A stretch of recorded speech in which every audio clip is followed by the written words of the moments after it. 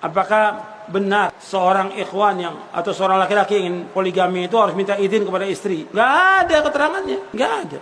Dan nggak ada nas atau dalil yang menyebutkan seorang kalau mau poligami izin dulu sama istri. Nggak ada. Itu kan hak suami. Sama seperti talak juga hak suami. Nggak ada keterangan minta izin. Cuma dia ketika dia akan menikah, dia akan berpikir dulu maslahat atau mafsadah. Karena harus berpikir dia. Maslahat tidak buat dia, buat istrinya, buat anaknya.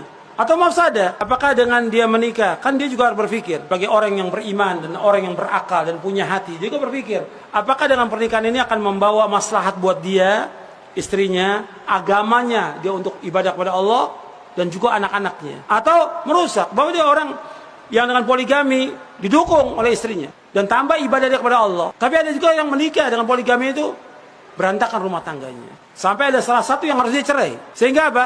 Anak-anaknya berantakan dengan sebab itu. Antum pikir, maslahat atau tidak? Karena agama ini membawa maslahat. Dan ketika Allah membolehkan, maslahat. Allah membolehkan itu maslahat. Tentunya antum termasuk orang yang maslahat atau tidak. Kan nggak semuanya orang bisa seperti itu.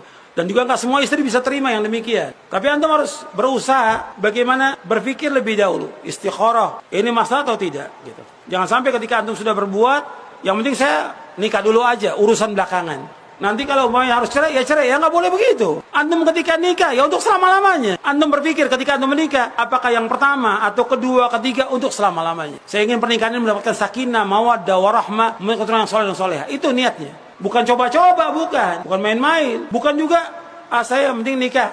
Nanti kalau istri tanya, ya bilang aja, bohong. Nggak boleh bohong. Bohong nggak boleh, hukumnya haram dalam Islam. Dan nggak nikmat. Antum menikah tiap hari bohong, nggak boleh dalam Islam. Bohong kata Nabi membawa kepada keburukan, kejahatan, dan kebohongan membawa manusia ke neraka. Wa iyyakum wal kadhiba fa innal kadhiba yahdi al fujur wal fujur yahdi ila nar. Jauhkan diri kamu dari bohong, karena bohong membawa kepada kejahatan, keburukan. Dan keburukan, kejahatan membawa ke neraka. Jadi ketika dia menikah lagi harus jujur. Ditanya sama istrinya, kamu menikah lagi? Iya, jujur sebagai laki-laki. Terus pasti istrinya ngamuk. Ya antum ademkan aja, diademkan aja, antum nasihati yang baik, tapi jangan sampai minta cerai. Dan jangan antum ceraikan, karena dua-duanya tetap istri antum harus jaga hubungan itu. Dan antum harus bisa berlaku adil. Di antara penghormatan Islam kepada wanita, Allah membolehkan mereka untuk poligami. Itu penghormatan wanita. Karena bandingan laki-laki dengan wanita besar. 1:4, sekarang ini 1:7. Dan menjelang kiamat 1:50. Laki-laki 1, perempuannya 50. Kalau seorang laki-laki 1, yang lainnya siapa yang nikahin nanti? Makanya syariat membolehkan 4. Dibolehkan. Yang dibolehkan 4 aja masih tersisa itu. Ya, wanita tanpa suami.